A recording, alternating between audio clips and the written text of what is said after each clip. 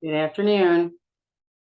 I wanted to share something that happened recently, and I think it can help some parents of disabled children, particularly when they become adults.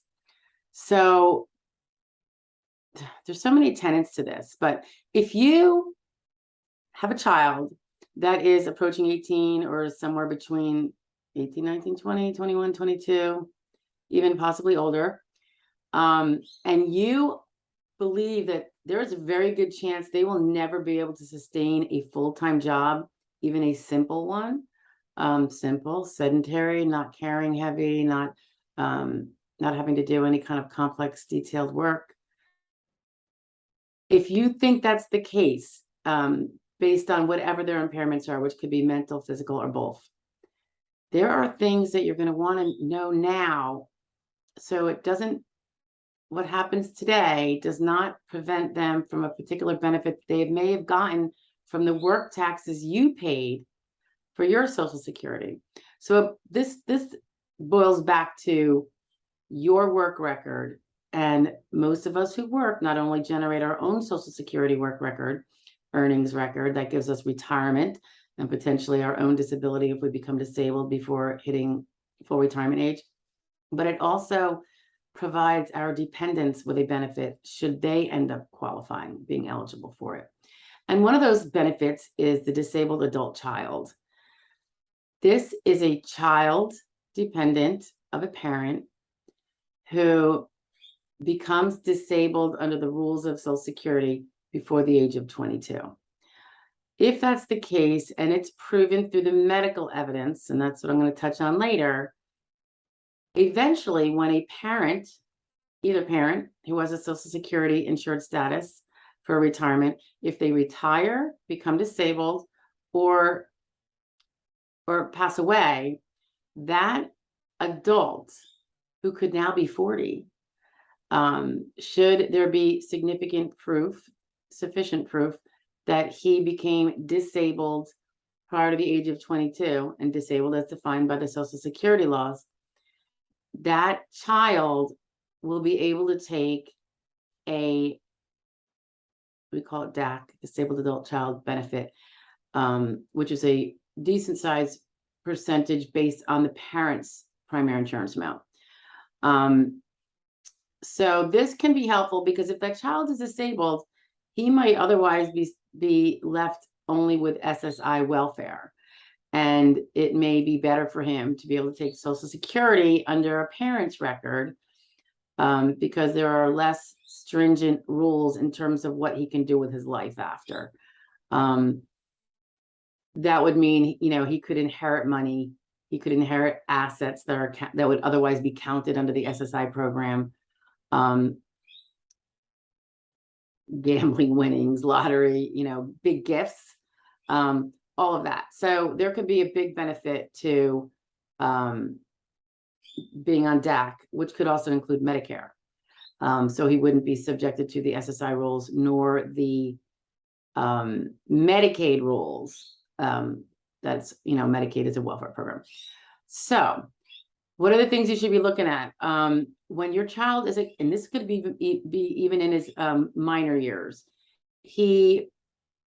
you want to keep all those medical records first and foremost, those IEPs from school, all the medical records. So if your child's young now and you're seeing this, even if you can't get SSI now because of family income, your income, spouse's income, the other parent, so he's not poor enough for children's SSI, get those medical records, get that robust treatment, get all the things that would prove he's disabled, even if he's not eligible for the welfare due to income or assets.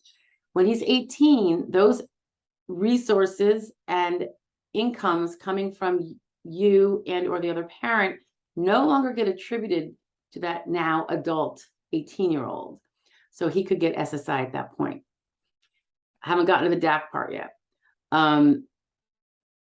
When, as an SSI adult, sometimes people get the opportunity to work through a vocational rehab agency and get a job that accommodates them and their needs, and they earn what would be more than SGA.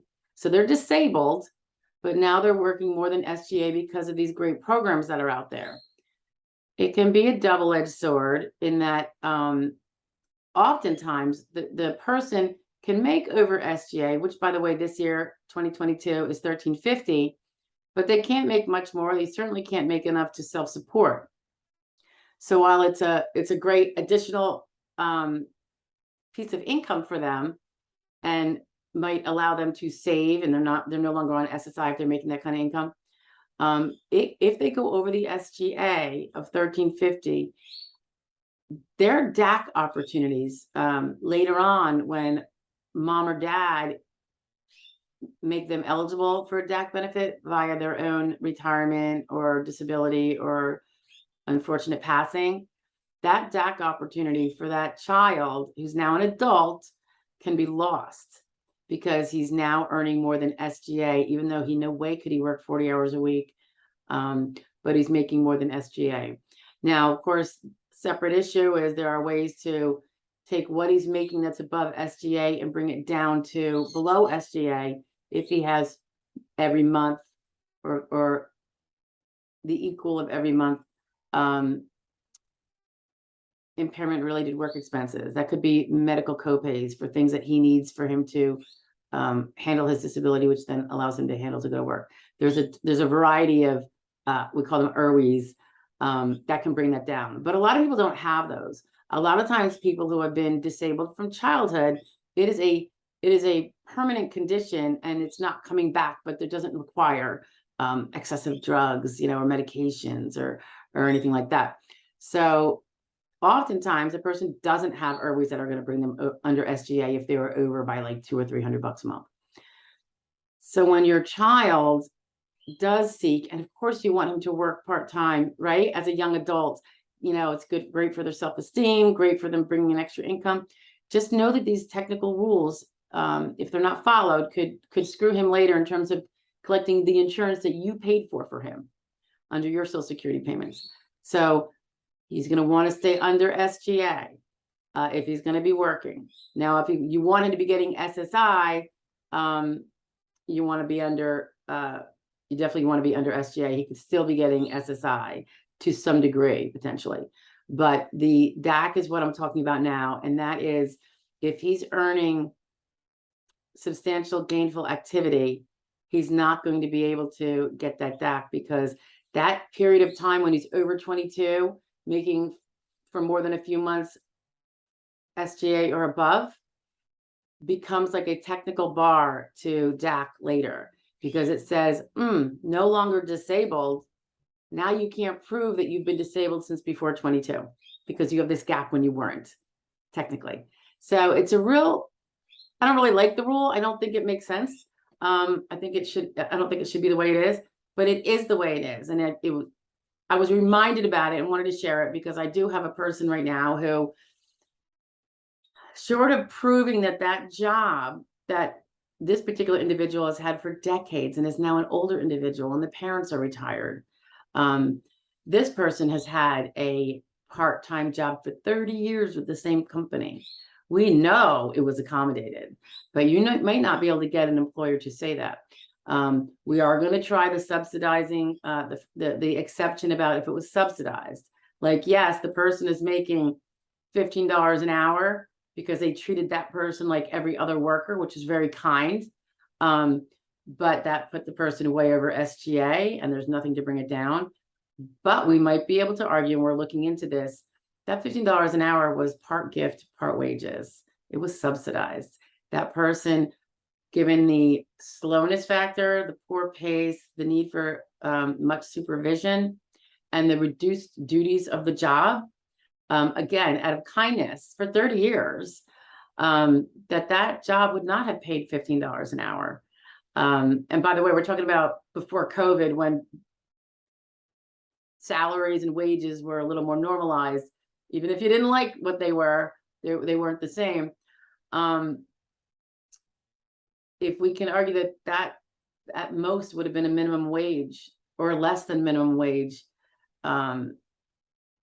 earnings, and that the extra $7-8 an hour was subsidy to treat them like everybody else, not because the work they did would have garnered that. In fact, they wouldn't have gotten a job in a competitive work environment with normal rules, but they were given special rules. So we're going to try to prove this.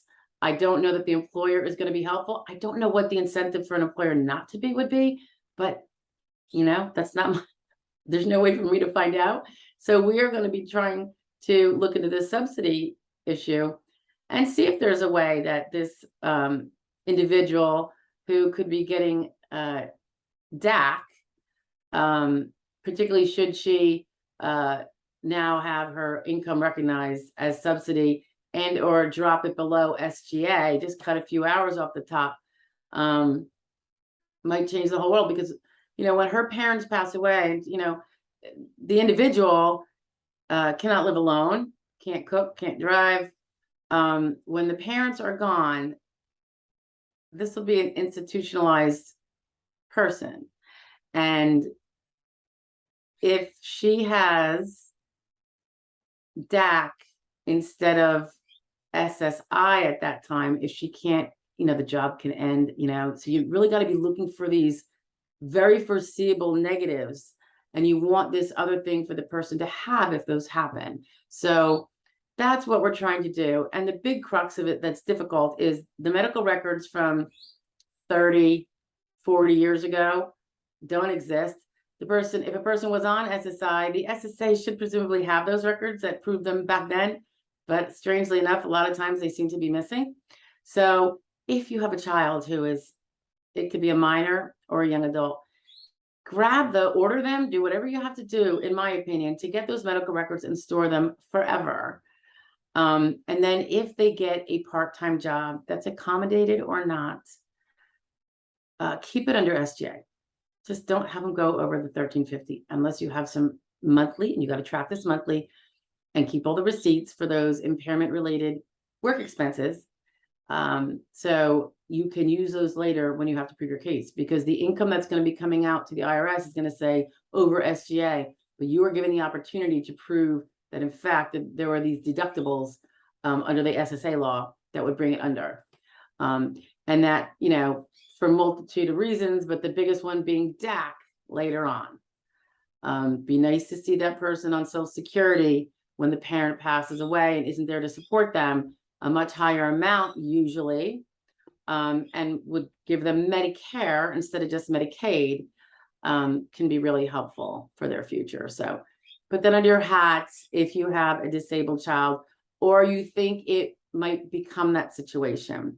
There are some obvious signs of potential, not of certainty. If a child has to be homeschooled due to behavioral or IEP needs, can't be in the school system, might be a problem going forward, right? When they hit 18. Keep those medical records so that when they are 18 and maybe eligible for the SSI because they no longer have your income being deemed to them, those medical records are there to show. Because a lot of times, if you stop treating with somebody, the medical records go away after a few years. Every state is kind of different. We like to think it's 7 years, but I don't think it always is. And sometimes they just disappear and no one's held accountable. So grab your records of your children or yourself and keep them on multiple backups, I'd say. If you're going to have a paper copy, I would also have some cloud copies, maybe some thumb drives. Thumb drives aren't expensive, but if they go bad, you want to have backup. So you want to have 3 of them, maybe. I don't know. I'm a little cautious, but anyway, okay. Take that home if it fits you, and I hope it helps. Have a great day. Bye.